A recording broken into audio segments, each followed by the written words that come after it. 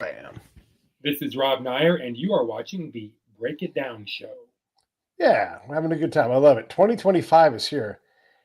It's amazing. These seasons seem to go by so fast as I've gotten older.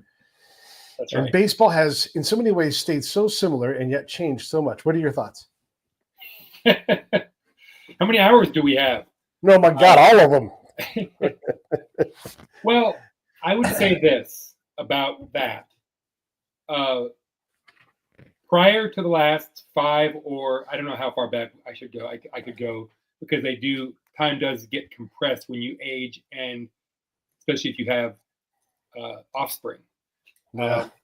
But I would say until 5 or 10 years ago, change was rare and came in fits and starts.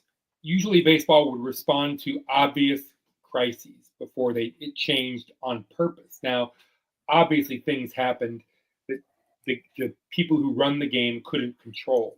Free agency is one example. There are others. Right. But in terms of rule changes and looking at the game and saying, hey, is this what our fans want?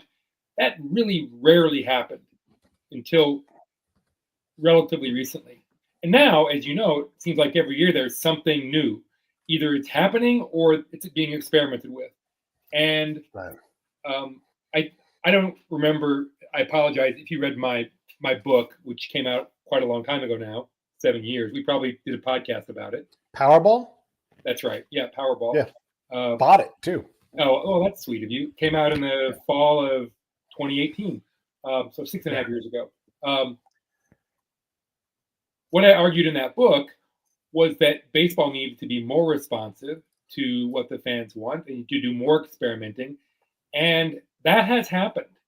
Now, It is inevitable that if you try new things, you are going to find some percentage of your customers who don't like what you do.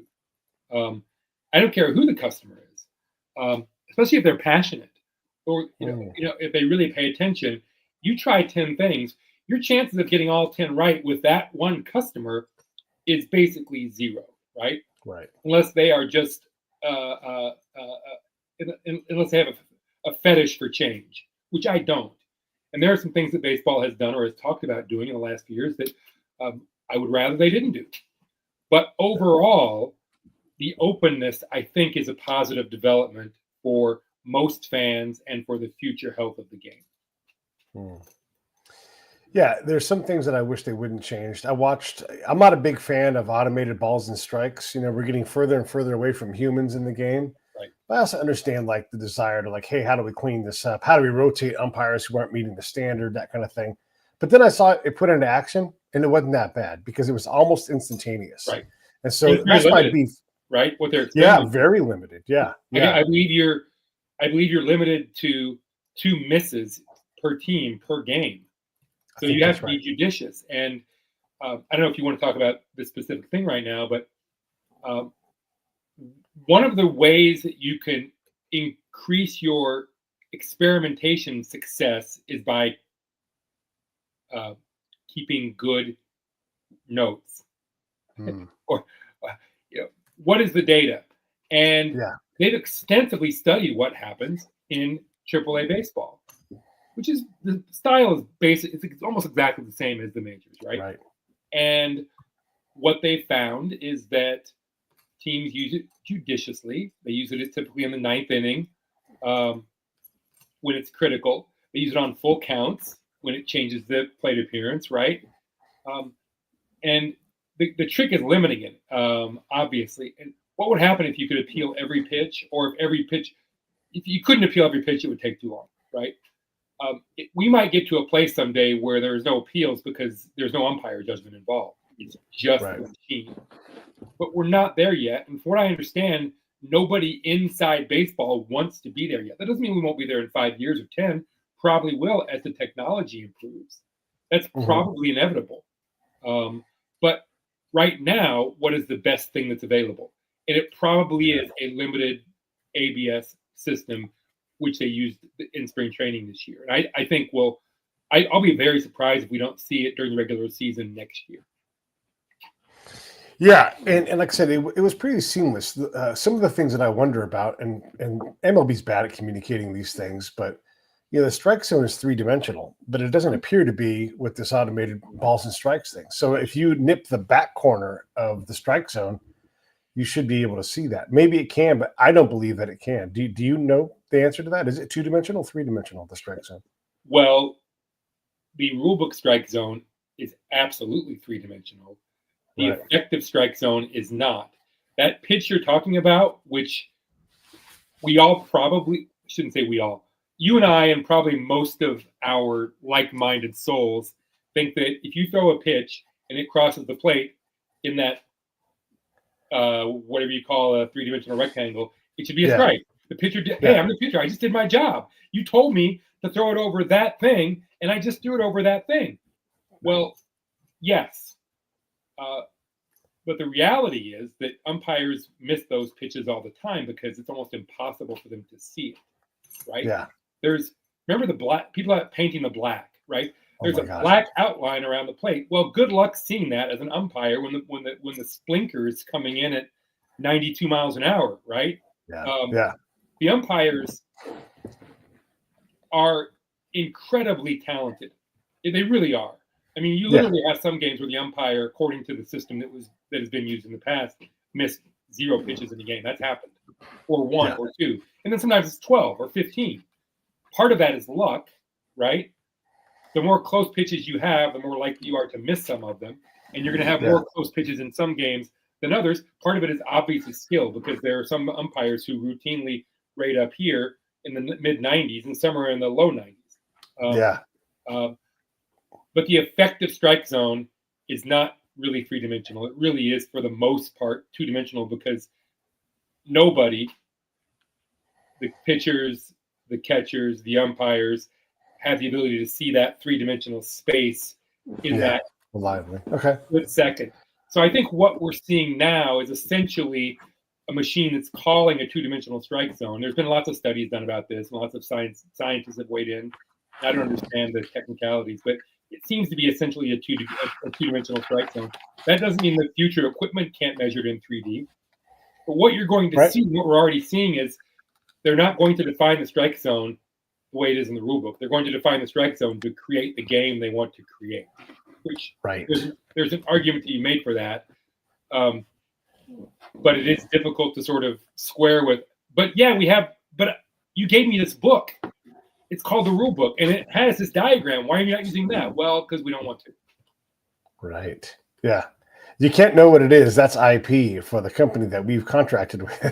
Right. They've been pretty above board when it comes to the science of it and what they're going to wind up doing. I think one of the things that baseball has done with this in particular is they know there's going to be a lot of resistance to this kind of change. And so they're trying to manage that resistance by being pretty transparent about the process. Not completely, especially when they were experimenting. But I think as it gets rolled out in the majors, enough people who have power, i.e. the union, the players' union, for example, the baseball won't have a choice. They'll have to be transparent. Otherwise, there'll be all these conspiracy theories. Oh, you're weighting it to help this team, or tall hitters, or short, whatever. So they're going to have to be pretty transparent with it, or it just won't be accepted. Yeah, boy. And you'll see it every year, and I'm guilty of thinking this too. The balls, because Major League Baseball controls the balls. You don't know what balls put in play. Right. And when the balls start flying out after a given point in the year, is it weather? Is it ratings? You just don't know. And we know that Major League Baseball has had an inconsistent account on what the balls do and don't do. And that also is a thing where it's one of the few sports where the equipment can dramatically change, how the outcomes are in the game. Yeah, that's right. I mean, the only thing I could think of that's similar, it's probably isn't true anymore, but I know for decades there was a wide range of rink sizes in the NHL. And of course, in baseball, there's still a wide variety of ballpark dimensions. But you're right. I mean, basically, baseball is the only one left where the equipment's different. People have different bats, and the balls you're never sure about. And of course, The dimensions are all different. So yes, baseball probably is way more influenced by non-player factors than any other sport. Yeah. And I wonder about, because we've had so much, look, baseball has cheating in its culture. It's fun to cheat, if you get away with something, but surveillance is so ubiquitous now, like in a ballpark. It is really hard to convince me that there isn't constant attempts to compromise what the other team is doing. I mean, why wouldn't you read lips and just have a camera trained there, and there's so many things you can do. You can have not a human do it and build a system. Do you think that there's a potential problem there with technology as we go forward? It's an interesting question. Certainly Because teams PitchCom kind of solves it, but not really. If you're talking in the book in the dugout. Teams will always look for edges. We know that. Teams and players will always cheat. We know that. Because that's been the case in literally every single sport that's ever existed, as far as I know. I mean, when I played Ultimate Frisbee in college, we didn't have officials. And for the most part, everybody was really cool. But that was Ultimate Frisbee, right? Yeah. There was no money involved.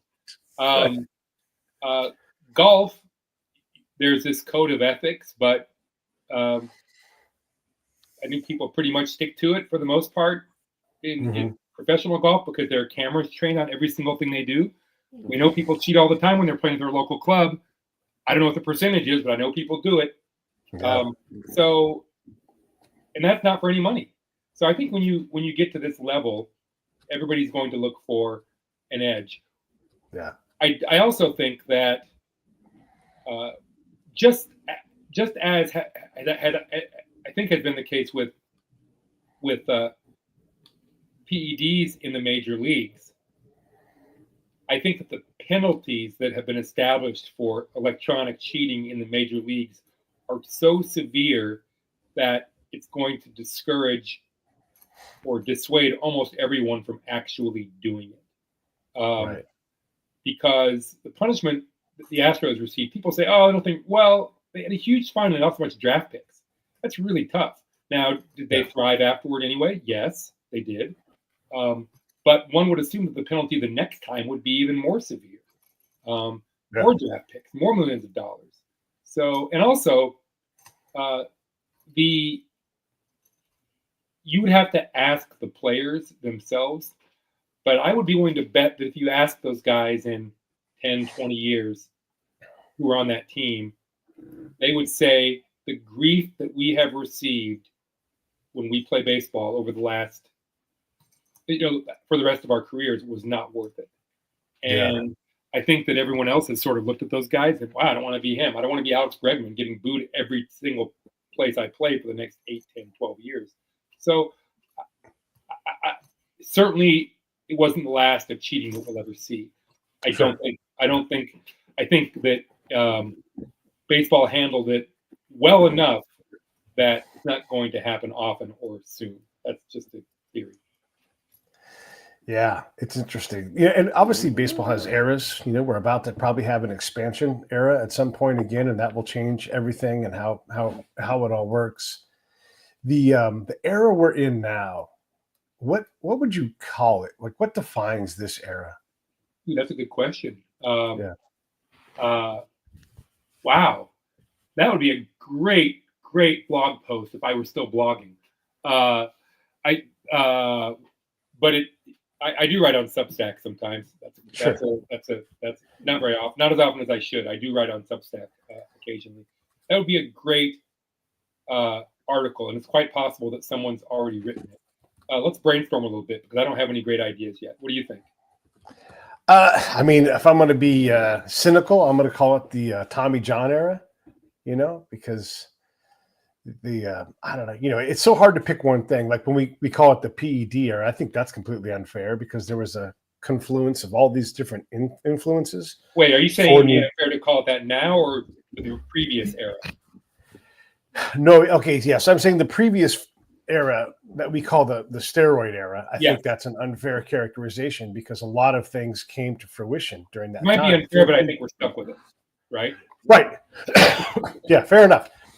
So I guess my point is when we look at the things that are going on, it would be unfair to call it the Tommy John era But maybe it's the analytics era because people hate that word and they're so passionate about it. And so, maybe that's what it is. I don't know. Sometimes they're good words. Sometimes they're bad words. So right. Well, it's like I think you have to. There's a sort of I'm not smart enough to know the right word for this. Mm-hmm. There is a philosophical. That's not the right word, but it is a word. There is a philosophical question that you can ask when you have these conversations, which is, what are we going to call it, or what should we call it? I had somebody get on me one time because I called the era of Yankees history from 1965 to 1972-ish. I called it the Horace Clarke era. Now, for people who are really into their history, they know that Horace Clarke was a pretty good player, second baseman with the Yankees in the late 60s, but the Yankees were terrible for a lot of those years, especially relative to the expectations.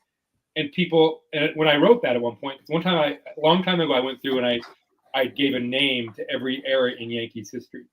And I said Horace Clarke era. And a couple people, that's not fair to Horace Clarke. Well, I didn't make it up. That's what people call it. You know what I mean? Yeah. And there's these things take on lives of their own, and we can tilt at that windmill all we want and say, no, let's call it the CBS era, because CBS owned the team and they stunk. But nobody calls it the CBS era. You can make up your own list and say what they should have called it, but no, what people have come to call it is the Horace Clarke era. Even if it's unfair to Clarke, which it is, because he was one of their best players. That's an issue. When Horace Clarke is your best player, you have a problem. Actually, it's probably Mel Stottlemyre. But anyway, I think we're stuck with steroid era, even though I agree with you that it's not fair. I think we have to ultimately try to turn to the culture around us and say, well, what do people, not what I would call it, but what are people going to call it based on the way these things work? And I think it might be the strikeout era, the power pitching era. That's not very catchy. But the game today, to me, the single most distinctive characteristic, and yes, analytics is also one, and that might wind up being what it is. But it's hard to see the analytics era ever ending, right? When does that go away? Whereas I can imagine a time when, because baseball wants this to change, when we don't have 10 pitchers on every team that throw 100 miles an hour all throughout the game, or where we don't have starting pitchers expected to go 4 or 5 innings instead of 7. Baseball wants to go in that direction. Whether they'll figure out a way to get there, I have no idea. That is the goal. And so we might, what do they call those guys who start the games? Openers. This might be called the opener era. Yeah. There's one. Yeah, that's a possibility. Taking that whole concept, the analytics era, and we're looking at it. You and I both, we love to use numbers to understand the game, but we also understand there's downsides. You can't just lean all of your evaluation by looking at WAR and saying that's all there is. This person's good. This person sucks and is the worst human ever because they only have a 46.2 WAR. You can't do that. But there is something to be said about the reliance, and I can't watch NBA. It's terrible to me to watch it. I'm like, why doesn't anybody go get a rebound? I know the numbers say not to worry about that stuff and to just keep chucking up threes, and the rules don't allow for a lot of defense. But I don't, baseball has definitely gone in a direction that I don't recognize. I know some of my people that I talk with on X about the Dodgers, they'll complain that it's just an entire roster of aces, that there are 6 aces on this team. Right. I don't know that there's one ace on that team. Not how I would count. An ace to me is someone. They're opener era. Yeah. Right. Opener era aces. Yeah. As opposed to, I'm going to pitch 32 to 35 times. You can always count on me. You'll always be in the game. I'm going to go 6 to 9 innings reliably, and 6 I'm going to be ashamed of. Right. And I'm going to be a Cy Young contender. That sounds like that. I'm going to pitch 200, 180 innings. Those 6 or 7 pitchers on the Dodgers, my over-under for them is below 800 innings. And look, they've got tons of talent, so they're going to be fine. Right. But it is not necessarily enjoyable for fans to see all of these guys just churn through a roster. And you and I've talked about, I don't want to see a bunch of guys destroying their arms. Whatever Dustin May is capable of doing, It's not staying on the field for very long. And so God bless, go out and pitch and go earn money. And I hope you get 10 years so you get the full retirement, but it's harder and harder for me to watch guys go out and you hear them with the telltale sign like, oh, his right finger is sore. And I'm like, oh no, this guy's just blown his, So I don't know. I struggle with that. And I don't blame fans that are like, why did you trade this person? Well, he still had value, but not for us. We wanted to pre-build our rebuild. And all of these things that happen, it's not gentle on fans. I don't disagree with anything that you're saying, except that the Dodgers sell out a lot of their games. And sure do. Most fans don't seem to mind, which, by the way, is kind of interesting to me because baseball seems truly committed to change, even though the attendance has been good overall and revenues have been way up. Now that might change, obviously, with all the TV stuff that's happening and the reshaping of the regional sport networks to the degree they even still exist. But MLB's marketing is telling them, I think, that fans want to see guys pitching more innings and throwing no-hitters and the like.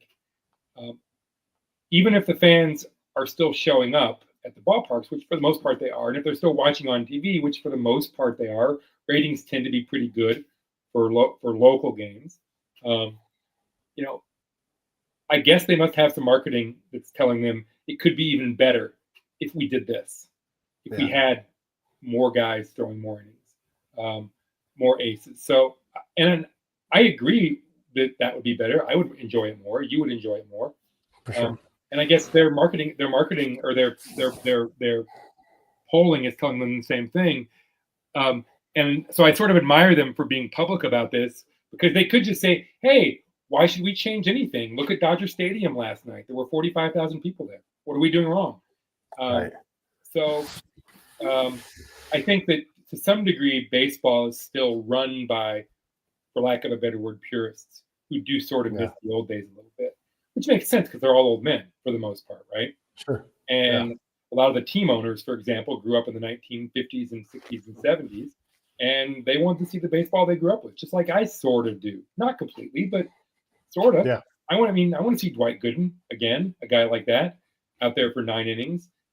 Now, granted, he did hurt his shoulder, but as did Fernando Valenzuela, and as did Brett Saberhagen, as did Kevin Apier, and so many other guys. So that's the rub, right? We want to see the pitchers pitching not only 9 innings today, but also every few starts for the next 10 years, and that's a really tricky combination.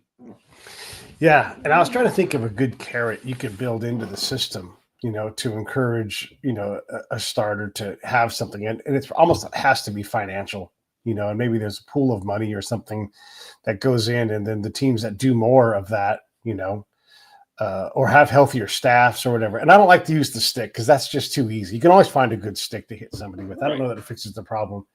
But yeah, I mean, look, I think about the drama. Like when we talk about Dave Stieb, it's partly because he had that stretch of time when he would get to 8 2/3 and not get there. Otherwise, we wouldn't talk about Dave Stieb at all. Right. Like if he was a guy that left in the 6th inning, there'd be no conversation about Dave Stieb. And so Tim Lincecum on his last chance at ever being great and throwing that last no-hitter and going 140 fuck all pitch. I don't care. I'm going for it. Man, I'm into that. And I think a lot of people are. No, the lack of the unwillingness to allow pitchers to throw 9 innings or 120 pitches or whatever it is, it robs us of great stories as fans, and it doesn't add great stories somewhere else. It's one thing if you lose these stories, but you gain these. But we gain nothing from 80 pitchers, right? Yeah. Nothing. Yeah. We get more strikeouts, but strikeouts in isolation aren't anything. Strikeouts are only fun if it's a guy who strikes out 20 in a game, or a closer who comes in and strikes out the side. Those are fun, right? Yeah. Goose Gossage, et cetera. But a guy who comes in, a reliever who comes in the 6th inning and strikes out 2 out of the 3 guys he faces, who cares? that adds nothing for anybody. Right. Story-wise, drama-wise, none of it. So that's why it's fine to lose something. That's inevitable. But when you lose something, you want to also gain something. We haven't gained anything. Yeah. These the players that defy the numbers, like Luis Ariz, Steve Kwan, these guys who are like, I'm just going to make contact. It befuddles things like WAR and fans that really focus on those things. But I love it. I love watching. Like, you basically just have to throw Luis strikes because there's no point in throwing. You're just going to waste pitches because he sees a lot of pitches over the course of a season because he doesn't strike out, and so it's just extra pitches. So like the difference between him and Kyle Schwarber is he's not seeing all those strike three balls that Schwarber sees, and so these guys both see a lot of pitches, but through completely different means. I love that. I love seeing him be the antithesis of the nerd back in the stats room that's saying, hey, the more guys you strike out, the less the balls in play, the less balls in play, the less balls that are hits.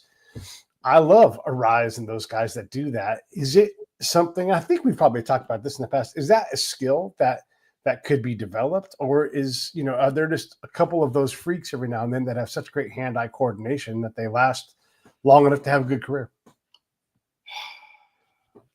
I don't know. I tend to think that they're freaks, that to be successful with that skill set, you have to do so many things really well, right? That you're rarely going to find the correct combination. Nick Madrigal, you remember him? They called him Nicky Two Strike in college because it didn't matter if he had two strikes. He was still going to make contact and hit it pretty hard someplace. He's really struggled in the major leagues because he hasn't made enough contact, or doesn't hit the ball hard enough when he does make contact. Doesn't mean he still can't have a good career, but it seems unlikely at this point. He was another one of those guys, but didn't have the whole combination. Could you train guys to do that? Maybe, but it's not happening now. You're right. I'm sort of flashing back to our conversation. They're just not training for that, really. And you almost have to have a player who just says to himself, hey, this is who I am. This is who I'm going to be, and you need to work with how I am as opposed to teaching me to have greater exit velocity or take more, whatever it is. So I don't know. What I think is more is better for the health of the game is to create an environment where more types of players can thrive. For example, they did that with the new stolen base rules, right? Yeah. That's another change we haven't talked about, but yeah. I mean, God, what a massive change. Limiting the number of times a pitcher can throw to first base, which was first, I think,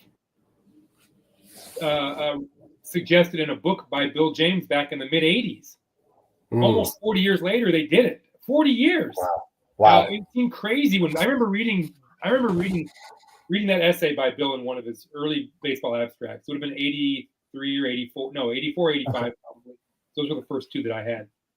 And I remember reading that myself. And his idea was not to get more stolen bases in the game. It was to limit the amount of throws, which was time wasting. Because at that point, you had pitchers, I think famously, I think Chris Welch, who's now a Reds broadcaster, I've talked to him a bunch of times. I think one time he threw over to first base when Coleman was on first 16 or 17 times.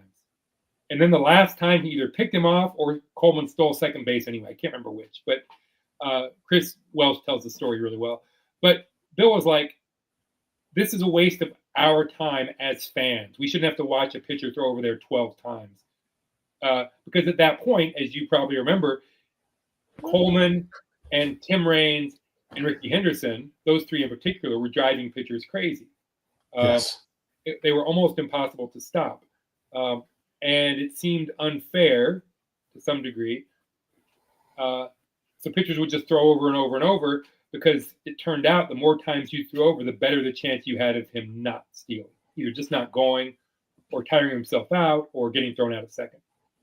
Yeah. So I read what Bill wrote. I thought, that's nuts. That changes the game too much to limit the number of times the pitcher can throw to first base. Yeah. I don't think I ever changed my mind about that, really. But then 40 years later, MLB does it. And it's probably a good thing. Stolen bases are not out of control. It just moves the needle a little bit.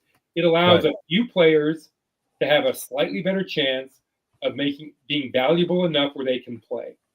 And it also expands the pool of skills that can thrive in the majors, which I think is a good thing. It makes the game a little more diverse skills-wise, which I think it's a more interesting game and better for the fans. So, and there are a lot of things like that you could do. And there are some things you could do to help contact hitters. Actually, limiting the shifts probably help them a little bit, not much. That mostly hurt the pull hitters, not the contact hitters. But there are little things you can do here and there, and baseball should think about doing them.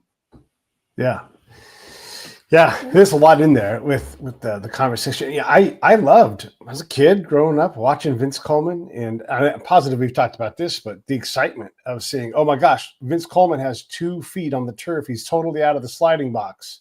This is his big league. They would do the split screen all the time. Remember the split screen?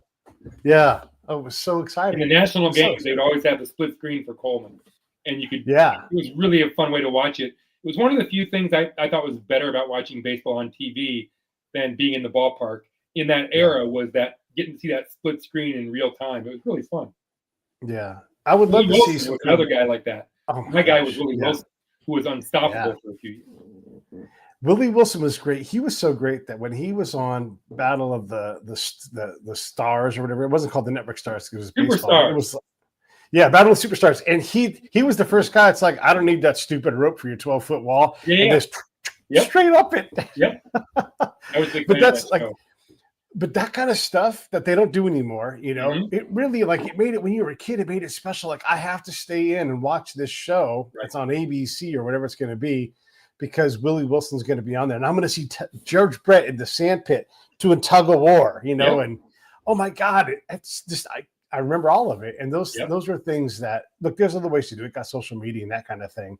But I don't know. It was such a great thing. And I would love to see some kind of augmented reality aspect. And customize it. You don't want all that stuff on your screen? Great. Just turn it off. But give me the ability to see what that full lead looks like. I think that's coming if it isn't already here. I don't get too sophisticated with my baseball viewing. I'm sure I've told you, I mostly listen to games, but I know that they are actively working on creating some pretty cool. I mean, it's going to be, if it isn't already, again, I'm probably behind the times, but if it isn't already available, they're going to have VR where you can plop yourself down in the middle of the field and look at that's probably coming. Right? Yeah. And sit whenever seat you ever adapt that stuff. I agree. I'm a late adopter. I'm a never adopter. Well, there's a lot of good things that are already involved in baseball, and really for me, as I've matured away from the game on the field, and I'm much more interested in all of the competition off the field. And this is where I think, again, there's a separation between fanatics and people that love baseball. And so I look at all of the moves that go on and everything, and how teams adjust their rosters. I look at what the Dodgers do.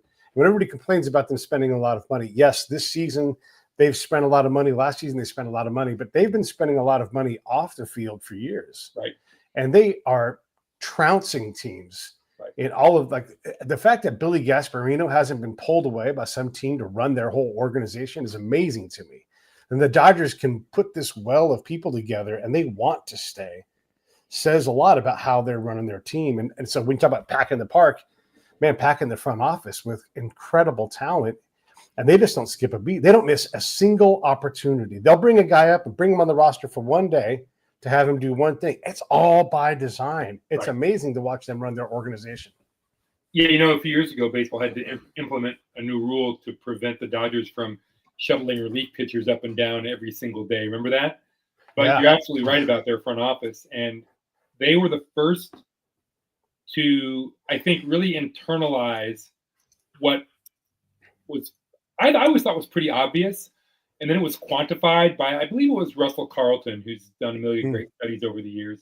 And if it wasn't Russell, I apologize to whoever did it. But someone, I want to say it was 5-6 years ago, did a study, really got into the nitty gritty, and said, look, the best way to spend your money is not on the 25th man on your roster. Right. It's to invest in one more person for your front office staff, except that it's not one, it's 20, right? Right. For the 25th guy on your roster, right now it's 26. You could hire 20 analysts, and all they have to do is each be worth 0.12 WAR per season, which is not a difficult thing to do, and you've more than made up for them. So, as I think I've said many times over the years, you can it's almost always a good investment to hire people for your front office staff, analytics. Yeah. Where it gets tricky is that you can't just hire them and then send them off to do whatever they're doing. You have to manage the flow of information that they then generate. And I've been away from the Major League Baseball front office environment for long enough that I don't really know who does those jobs. But if you talk to somebody who worked for the Dodgers, they would say, yeah, we have these 3 or 4 people, and they're the ones who are sort of the filters to make sure that all the great stuff that these guys are doing gets up here, right? That's the hardest part. And I think that's why some teams have shied away from hiring a lot more staff over the years, is they just can't get their brains around how do we manage all that information? Who's going to do that job? Because it's not easy. Yeah. I follow the Dodgers most closely, but I look around and I see guys go to their team, they rehab, recover, repair, rediscover all these things. I mean, they bring dudes to their team and they instantly jump up and become better, and then they leave and then they regress. Right. And some of that's just automatic, but they reliably find these guys. And then when they take a swing at somebody doesn't work out, it's fine. They don't mind that. Like, yeah, we'll draft you with your broken elbow because we're going to let you sit down and get healthy. We're going to put you through our program, which apparently is world-class because they get guys through those things all the time. Right. But I don't see other teams doing that. And when you look at the performance that they get from these guys, and when Clayton Kershaw, who's Clayton Kershaw for a reason, when he says, you know what, I don't like the numbers, but I've been convinced over time to listen to what's put in front of me because it works. That's Clayton Kershaw saying that. He's not a Luddite, but he also doesn't want anybody else telling him what to do. And when he's over time gone in that direction, that's remarkable. Right. No, it absolutely is. When I wrote my book 7 years ago, they were already doing those things, right? And they've only done more of it since then. The Dodgers, and it all starts at the top. I mean, every single organization creates its own environment, and almost every time that begins at the ownership level. People want to blame the GMs or the head coach or the manager or the director of scouting. I don't care, but it almost always comes down from the very top. And in a lot of organizations still today, I don't know about a lot, certainly some, the primary motivation from the very top is how can we win while spending as little money as possible? Well, you can always find somebody in the accounting part of your organization to say, yeah, that's a good idea, but we can't afford it. Right. I know you want to hire that guy, but can you quantify it? Well, not perfectly, but we're pretty sure that if we hire this guy, they'll more than justify his salary. Oh, sorry, that's not good enough because our ownership is telling us that we can't go overboard this year. Well, okay, that's one way to do it, but you're not going to win 90 games very often doing it that way. I think that seems to be the general. I mean, you look at the teams that, frankly, that are at the bottom of the standings year in, year out, they tend to be the ones that have not embraced analytics and every team says we're totally into analytics, right? Right. We totally buy in. It's half of what we do. We're big believers in what's the buzzword that I still hear? We meld the objective and the subjective, or the scouting and the statistics, whatever. That's all fine, but let me see your staff list.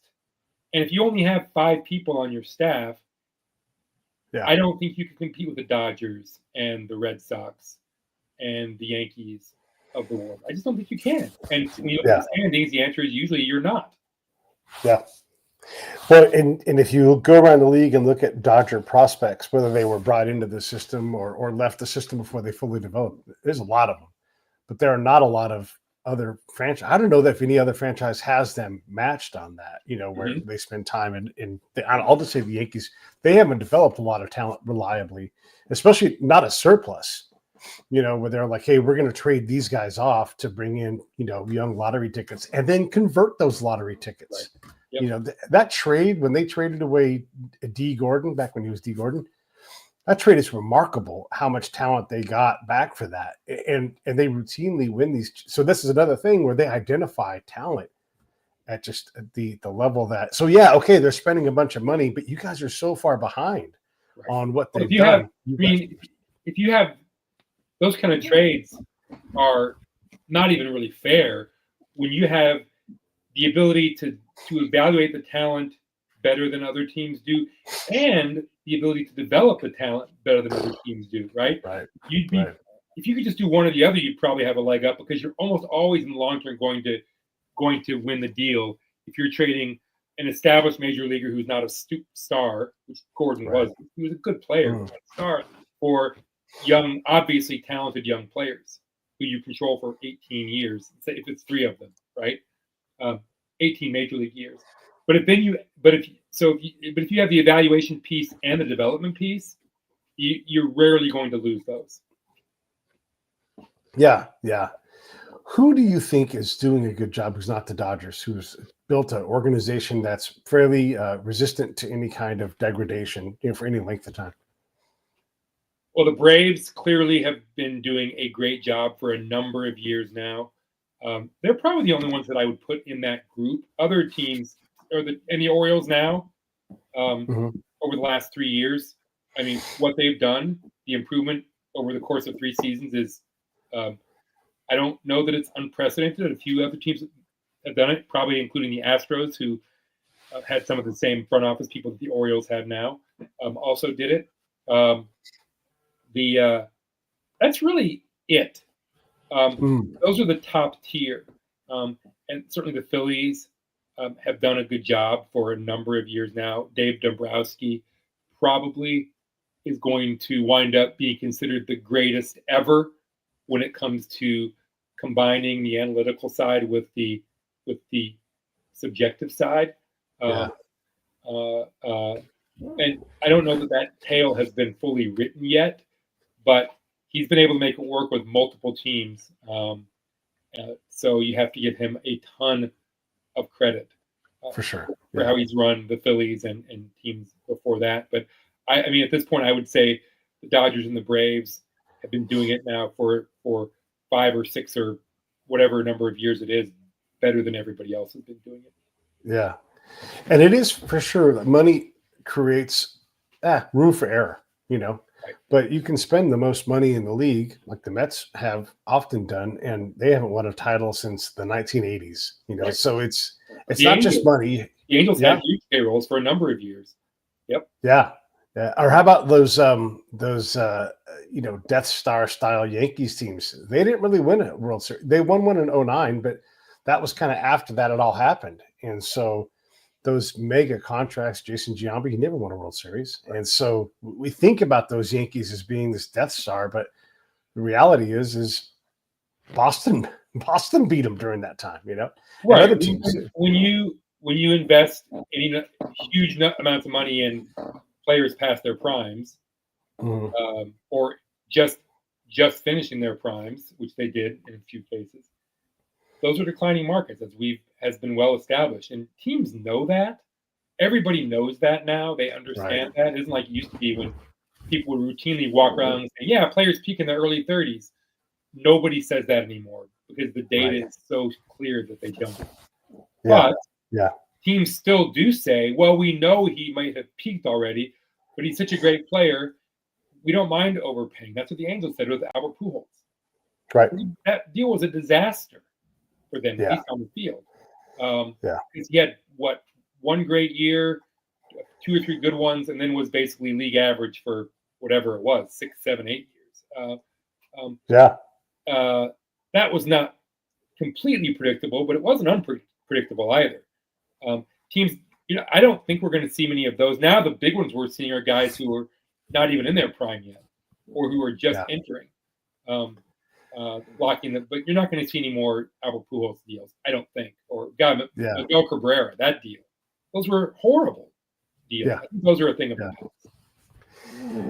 And yet, we have Tatis Jr.'s contract, which is not gotten off to a good start. But he was super young when they signed him to it, right? He was, That was a better bet than if he were 30 when they gave it to him. But it is still a risk, no question. Yeah, Wander Franco, not another one of those ones where you're like, oh man, that went horribly bad. But other ones do work out. I'm curious about Vladdy Guerrero because I know today he seems like this ball mashing monster with a great pedigree in terms of his cohort for age and performance. It's incredible. But I look at it and I go, it's come up and down there. And I look at body type and I think, I just don't know if I would want to spend $500 million on a guy who's going to be first baseman for as long as he can, and then slide over to DH. Right. I mean, I would lean, if it was my team, I probably wouldn't ever give a player a deal for that many years. Just because you might be able to justify it mathematically or analytically. Because if you're going to do that, you have to look at all the players like him before, right?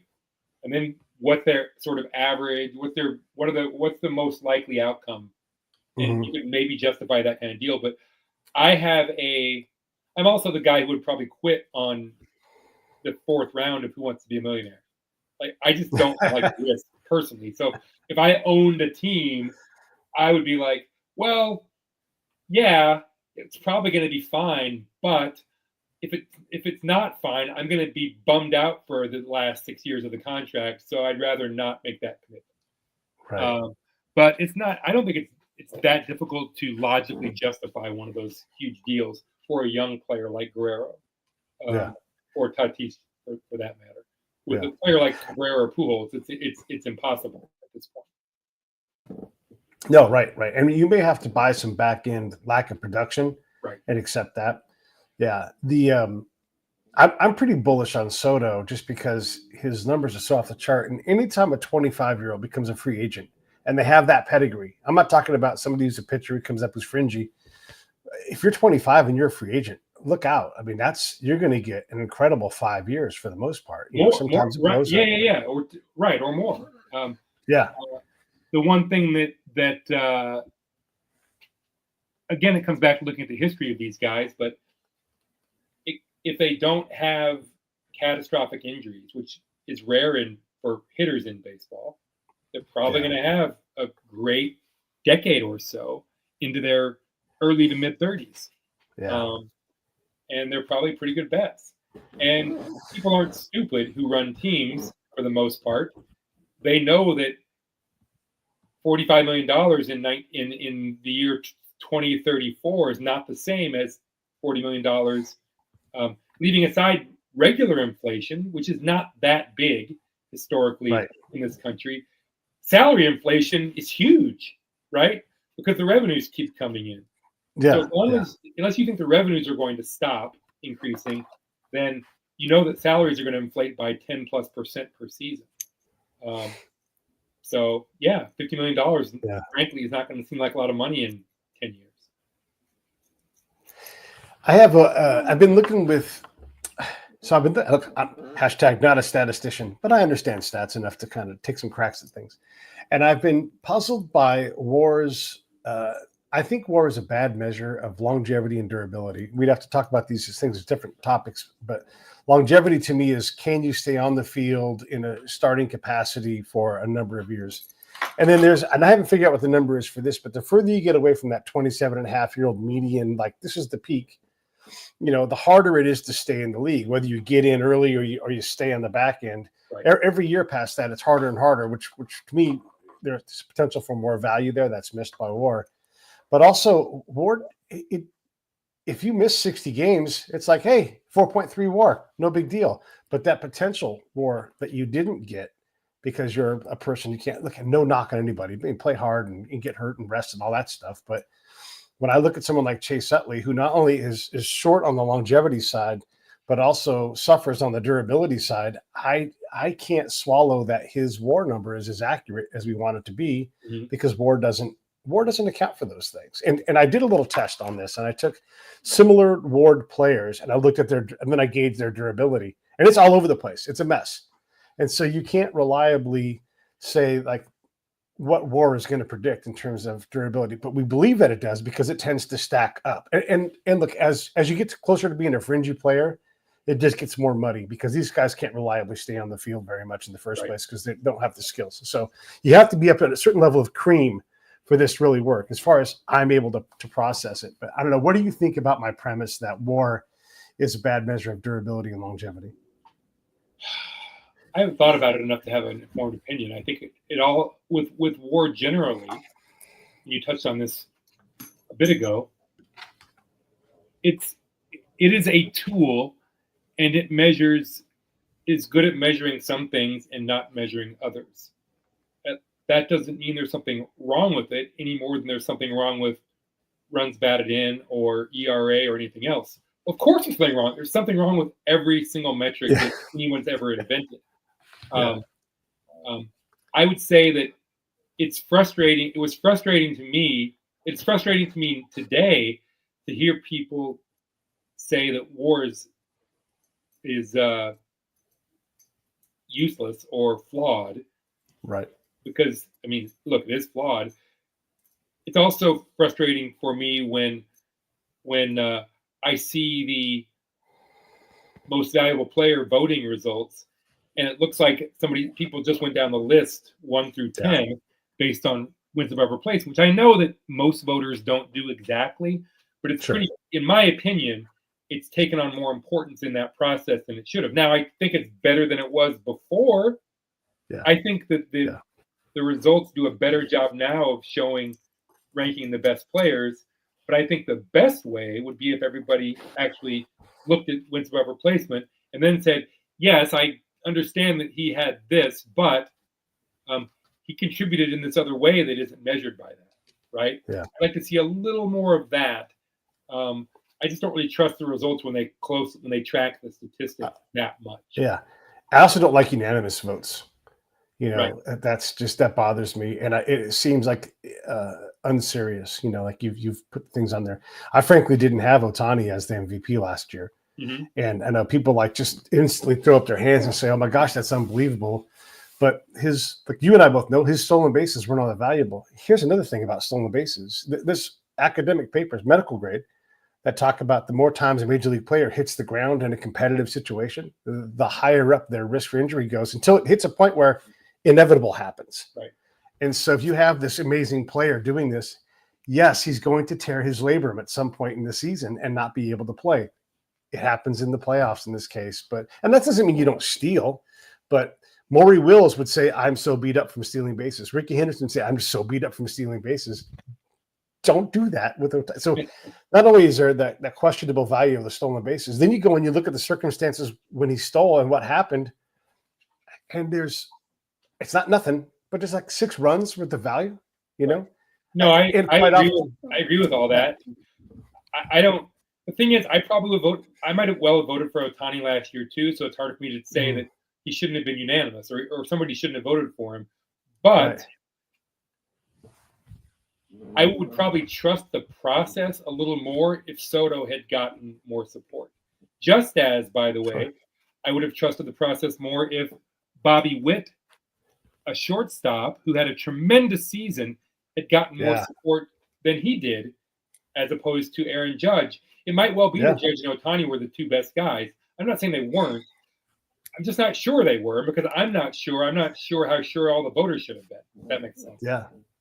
When the Dodgers everybody was beat up in July, and this is one of the cases that was used against me. Like it was Ohtani that held him up. I went through game by game. No, it wasn't. He was great. He had his moments, but when you go through game by game, God damn it, there's Teoscar Hernandez. Right. And when they were, I forget what the numbers are now, but they were like 11-1 when he drove in 3 runs. And Ohtani wasn't that. He drove in 3 more runs more times. And a lot of times he drove in runs when they were already ahead and ultimately won that game and never lost the lead. So look, I mean, you're picking this. Drives me crazy, by the way, when people use context to justify an award, but they don't use the context correctly. Right? Yeah. I completely agree with you. If your measure is he carried the team, okay, if we're talking an MVP, that's a very valid way to think about it, to frame the argument. But then you have to actually show, at least to yourself, that he did carry the team. Don't just make something up, which is what I think probably happens. And even if you want it to be Ohtani and you say he was very good in July and that's all that matters, okay, great. But you have to also understand what Teoscar did throughout the whole year, and he was vital to them. Yep. And what was Mookie Betts doing for, like 4 months out of the season? He was great. He was playing shortstop. This is another example of something that I think that's a great example of, not that Betts was an MVP candidate, he really wasn't, but if he was better with the bat last year, had a bigger season. To me, you can't just look at his wins above replacement. You also have to give some value, whatever that is for you personally, to the fact that he was able to play shortstop for a significant part of the season, which relieves pressure on the organization to find someone else who can play shortstop, right? Yeah. What is the value there? Well, if you're really super smart, not me, but if you are, you could quantify that somehow. There's not an MVP voter in the world who could quantify the value of being able to make that position switch. But sure ought to play into your thinking when you're going through that process, right? You can't just look at wins above replacement and not give him, I think, a little extra credit, because I made this point a long time ago. I never did anything with it except maybe talk to you about it. Yeah. Every organization has a certain amount of what I call organizational capital. That's all your staff. That's the brain power of your coaching staff. It's everything. There's a finite amount of capital that you have that's available to solve problems, make changes, think about trades, all that stuff. Well, the minute Mookie Betts proves to you that he can play shortstop and is willing to do it, you just save some capital in your organization, and that has value. How much, I don't know, but it's got value. Yeah. And his ability to play short in whatever market is available for shortstops is another piece of value, and it's a real thing. And then you look at Francisco Lindor, who came in second, and he was great, but the Mets were dead in May. They were last place, second to last place. They were doing terrible. Right. And then they went on that run. And if you look around him, so I did a whole thing on using WAR, looking around, and like you look at his peers on the team, and there's just one guy who does a lot of the work. Not that the other players don't exist, but tremendous value considering that the amount of help he has. Compare that to Ohtani, who had a ton of help around him, because Betts was an MVP grade player until he broke his hand. Right. And Teoscar was MVP grade. Freddie Freeman's low grade, but he's still MVP grade. All this help around him and this massive pitching staff that's out there, just covering gaps all the time. Well, Lindor didn't have that much help. And so that is a form of value. And I know, like, when we look at this, we don't all agree about that. But there's also one more problem with this whole thing is the Hank Aaron Award exists. Absolutely. Ohtani's Hank Aaron Award winner last year. Right. And you can make that one unanimous. But MVP should have a clear gap, an air gap between the two. Occasionally, okay, it can be the same guy. Right. But I think you're doing a disservice to those, especially the Hank Aaron Award. If you remember back when Big Papi and Manny were just always like both great. It's like, who's the MVP of that team? I don't know. But they both won Hank Aaron Awards, which is remarkable. But they didn't win MVPs because there was just too much proximity to their greatness. And there's a diminishing effect when you look at somebody else who doesn't have a Big Papi hidden behind him. It's a really good point. I think that, and I'm not the first to make this observation, but the MVP award to some degree, and not as much now as it used to be because the voters are looking at wins above replacement. But the MVP has historically been a what I call a story award, where if you have the right narrative, you can gain a lot of support. And I think Ohtani got that last year. He gained some support due to the narrative that surrounded him. And I actually don't have, and I actually think that to some degree, it makes sense for it to be a story award. Again, it's one thing I would consider, but I happen to think that if it's going to be a story award, it should be a league story award and not a local story award, if that distinction makes sense. Ohtani obviously meant a massive amount. He meant a lot to Dodgers fans and Japanese fans. Yeah. I don't know that he was that be considered a real sensation outside of those sort of fan groups in the way that he was in a previous season when he was not only the best hitter but also the best pitcher. That turned him into a national figure. And to me, that was a pretty obvious case where, well, of course, this guy is the MVP. He's doing this thing that literally nobody's ever done before. And that has multiple sorts of value. Whereas last year he had one value. Two values. He was a massive draw for Japanese fans and Dodgers fans, and he was the best hitter, which that's a lot. Don't get me wrong, but it seemed like that those things caused a lot of voters to ignore some of the other players maybe more than they should have. Do you have time for one more topic? Sure. Spend the next couple of minutes. Okay, good. So the MVP it's always not MVP. The Hall of Fame is always evolving, and they've kind of necked down like what they're going to allow in, and there's quite the backlog now of extra. Outside the Baseball Writers Association voting, there's quite a backlog now of players that need to get in at some point. And I'm saying players, but also careerists like Dusty Baker is probably, going to be a Hall of Fame guy at some point, Bruce Bochy. But there's several dozen guys that need to get looked at. Hey, Kenny Lofton should probably be in the Hall of Fame. There's a lot of dudes like that. And as these guys get in, you look at the line back and you're like, oh my God, like maybe Steve Garvey never gets in, right? But he's always going to be considered at some point. So you have to kind of clear the glut, but we just keep adding to the glut. So what are your thoughts on, are we being too limiting on this? Like Aramis Ramirez, it sounds crazy when I say this, but he's one of the greatest third basemen of all time. I'm not saying he needs to be Hall of Famer, but he's way closer than people realize. And it could be that at some point we do come back around and those standards change, but he's certainly within the top 15 of all the third basemen ever. So are we being too limiting or no? I sort of gave up on thinking about the Hall of Fame when Harold Baines was elected. And partly it was because I couldn't wrap my brain around what the Hall of Fame was supposed to be anymore. And that really isn't fair to Baines in a sense, because it had been, for lack of a better word, again, apologies to Harold Baines, bastardized back in the early 70s in particular, when the Veterans Committee voted in so many marginal candidates, and that's putting it kindly. I also stopped thinking about it a lot because it wasn't part of my job anymore, which it was when I worked at ESPN and various other places. Like I had to write about the Hall of Fame, and because I had to write about it, I had to think about it. But I really don't know what the goal is anymore. And this is probably always the case. It probably just took me too long to figure it out. The goal of the Hall of Fame is to satisfy 2 or 3 constituencies. Those being Hall of Fame, current Hall of Famers, Major League Baseball, and baseball fans. With baseball fans probably, number 3 is probably baseball writers, and then 4 is fans, and the fans are probably a distant 4th. If the fans were what they really cared about, then a lot of fan favorites, Steve Garvey being a great example, Luis Tiant, various others, would have been in a long time ago, right? So, Bill James used to say, I don't know how to talk about the All-Star game unless you tell me who it's for.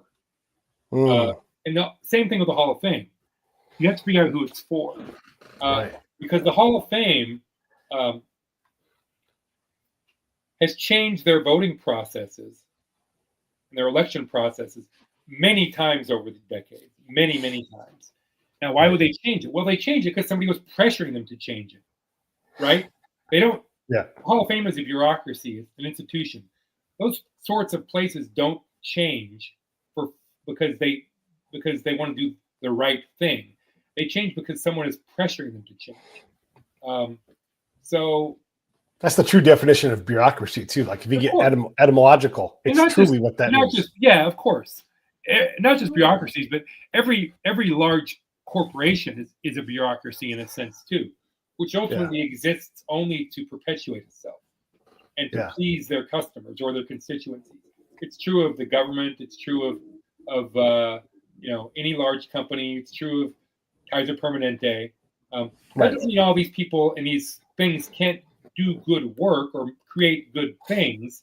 Sure. But the bottom line is that their fundamental goal is to keep going, right? And what stops you from going is for people to get mad at you enough that they make you stop. So the Hall of Fame has always been responsive to, like the Hall of Fame. When did they put black players or Negro League players in the Hall of Fame? It was early 70s, right? Yeah. Was that because someone stood up in a meeting in 1965 and said, "Hey, this is really important. Let's work toward that"? No, it was because there was an immense amount of public pressure from the media, for the most part. By the way, my friend and Ted Williams. Well, yes, but he was not the first. Right. But he stood up. He used part of his speech time. He absolutely did, and he deserves a great deal of credit for that. He was not the first Hall of Famer to say that. I think Bob Feller had done it a few years earlier. True. Yep. And my friend Mark Armour has done a lot of work on this, and he's gone back and tracked the evolution of Feller's opinion, Ted Williams' opinion, which is how he started. He's done a ton of research in the newspaper and magazine world to try to figure this out. And there's this timeline that really started in the 1950s. It took essentially 20 years for it to happen. Hall of Fame could have changed their policy anytime they wanted. They chose not to for 20 years, roughly. So, well, not 20 because nobody was thinking about the Negro Leagues as Negro Leaguers as Hall of Famers in the 50s, but certainly a good decade or so. It was how long that process took, right? Nobody had any doubt about Josh Gibson's greatness in 1960. What the Hall of Fame would say, and what MLB people would say is, well, we would love to put him in, but we can't, right? Our rules don't. It has to be a major league player. Well, no, you can do whatever you want. You're the Hall. No, it's your. It was a conscious choice that was made not to change, and there was public pressure. So, how I got on it anyway, there was public pressure essentially to start allowing people. There was pressure from someone to create a mechanism that would allow a player like Harold Baines to be considered. And once you start considering players like Harold Baines, it is inevitable that some players like Harold Baines will be elected. In Harold Baines' case, fortunately, it was Harold Baines, but he wasn't the first and won't be the last. Should there be more? I don't know. I don't know if the Hall of Fame is a better place with more Harold Baineses. I just have no idea. What I have argued is it's a better place with people like Frank Jobe, who invented Tommy John surgery, and Bill James, and Jane. I can't think of her name. The one who's been responsible for a lot of the new ballparks, great new ballparks over the years. Right. She's been on my podcast, but it'll come to me later, unfortunately. But I've made the case in print a few times over the years for a dozen or so people who should be in the Hall of Fame as contributors. Dusty Baker, great example. He'll be elected as manager now because of what happened with the Astros, right? Yeah. But before that, people were like, is he really a Hall of Famer? He never won a World Series. Well, yeah, but he also was a great player for 10, 12, 15 years. Right. And sometimes that difference is tiny between like, what else did Steve Garvey need to do? Well, I wouldn't vote for Garvey because he never did anything else. He was a really good player for 10 years. That's it. To me, that isn't enough.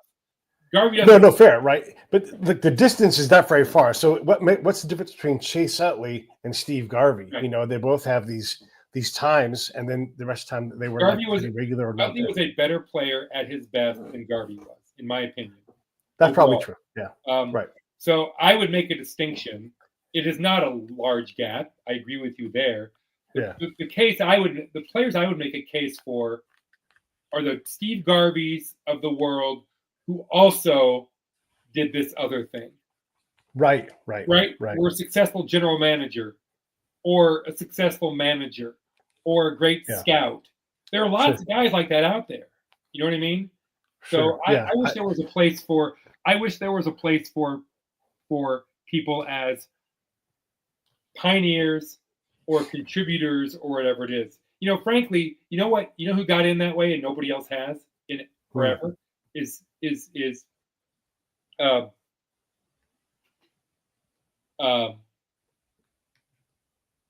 Joe Torre? No, I'm sorry, Buck O'Neill. Buck O'Neill. Buck O'Neill has nothing on his resume as a manager or a player, right? Yeah. Or an executive. Yeah. In isolation, that would get him in. Yeah. But when you look at the whole body of work, well, of course he's a Hall of Famer, and that's why ultimately he was elected. Well, that's not why. Yeah. It was the justification. Like, look at what he did over the course of 60 years. Right. When he wasn't elected and people got so upset, it was because nobody told the voters you can consider everything. Yeah. What the voters were told, what every voter had always been told, was that you have to elect him as a player or an executive or a manager. Well, O'Neill didn't do any of those things to the degree that has always been expected of a Hall of Famer in those categories. If they had said you can consider him as a contributor, they would have voted him in. They didn't. It wasn't until 15 years later or whatever it was that the voter basically they said, you know what, just get him in. And after he died. Yeah, well after. And I blame the Hall of Fame for that, not the voters. I blame the Hall of Fame for not saying, hey, contributor is a perfectly valid category that you can use. They didn't do that. Right. They should have. Yeah. No, I agree. And I'm part of a little bit of a movement to get Felipe Alou in, and there's a whole lot of pioneer. Oh, there's another great example. He's more than qualified when you consider just as a player, manager, and then whatever else. Absolutely, no question. Yeah, you mixing the Trailblazer part, being the first actual Dominican to come off the island and go straight to the majors, right?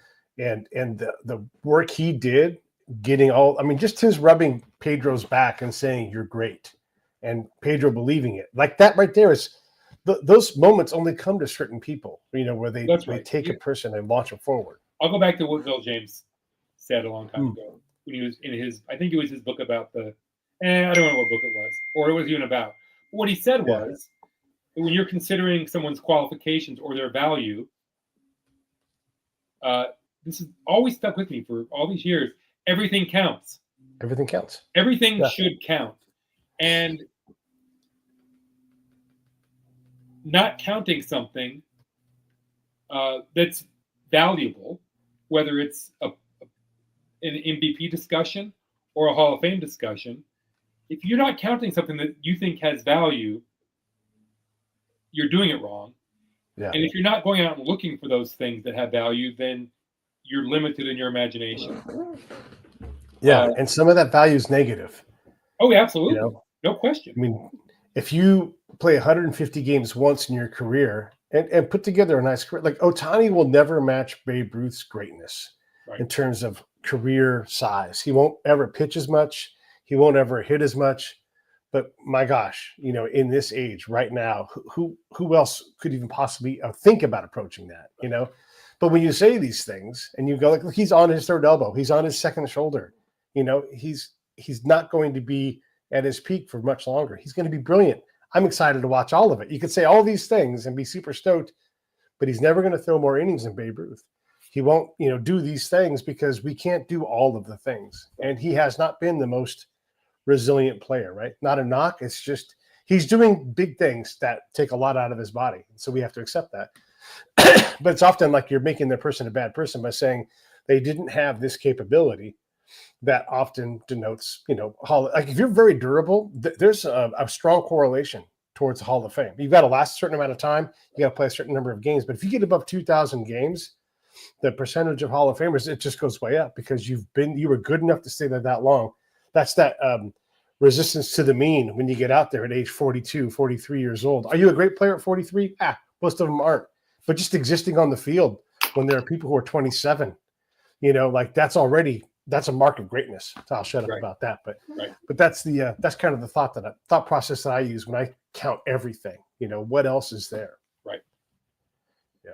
So, all right. Anything else in closing before we go? And thanks for hanging out a couple extra minutes. I really appreciate it. Oh, it's been a blast. I hardly ever get the chance to talk about these things, and as you Good. can tell, I still get a little worked up.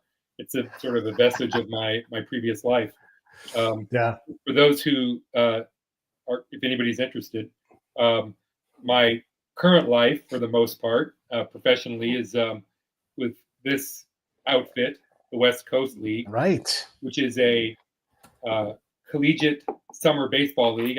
Everybody's heard of the Cape Cod League. Well, we are the closest thing to the Cape Cod League in the western half of North America, with 17 teams, and we play from late May through mid-August. And I didn't mention this, I'm the commissioner of this league, so that's the commissioner. That's what I do now, basically. But I still have this passion for professional baseball, and especially the history of the game, which I love. My big plans to come up and see you and go to a game, to go with the commissioner. How fancy is that? Got waylaid because party deck at the Pickles games. Yeah, I'm totally down to go up and sit up there. I have my ankle rebuilt. Look at us being twins, and then my ankle rebuilt. Your ankle rebuilt? I just had my ankle rebuilt. Yeah, that's why I was mentioning it. And then my ankle rebuild got infected, and that was great. Thanks for that. Yeah, thanks for that. No, you're going to be fine. Don't let them take the stitches out too early. Remember this? Yeah, I do. Oh my gosh, knee scooters are great until the second you get out of it, and you're like, "Fuck that thing! I never want to be on it again." Yeah, no, but so I'm hoping to come up this year, and everybody should check that out. Look at the ballparks online; they're gorgeous. This is exciting. I really believe this. This isn't just me saying this because I'm with the league, but I think that we have, on balance, on average, the most scenic league in the country. Well, North America, because we have 5 teams in Canada. I mean, we have so many mountains and rivers and oceans. We have one ocean, I guess. But I mean, it really is a phenomenal group of cities and ballparks. I mean, I'll give you one example. If you go to a game in Bellingham, Washington, and you look beyond the right field fence in the distance, is literally Hurricane Ridge in Olympic National Park. It's right there. And there are all sorts of other amazing things you can see in our ballparks or just next to them. So it really is a tremendous, for baseball fans. I know a lot of fans do trips, right, during the season. Yeah. And they go to a map and they go, where are the minor league stadiums? A tip for you, especially if you're in the Northwest or British Columbia, don't overlook collegiate summer baseball because the experience is going to be basically the same, and you're going to have some incredible options for scenery and other experiences, wineries, if you're into that, and fishing, whatever it is. We have it all. Yeah. I'm excited to get up there this year for sure. The West Coast League is exciting. And if you feel like the Major League Baseball guys, it's a big money grab, get out to these smaller venues. Go see indie ball. Go see all these unaffiliated things. Economical.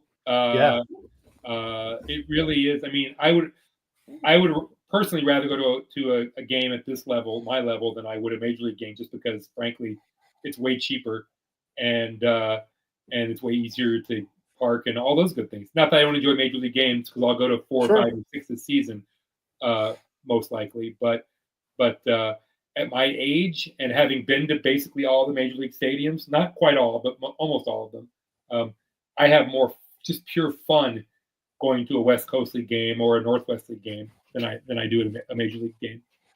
All right. Well, there it is, everybody. Go check out those games this summer. It's going to be wonderful. Let me wrap this thing up and be right back to you, Rob. Everybody else, I'll see you all twice tomorrow. Here we go.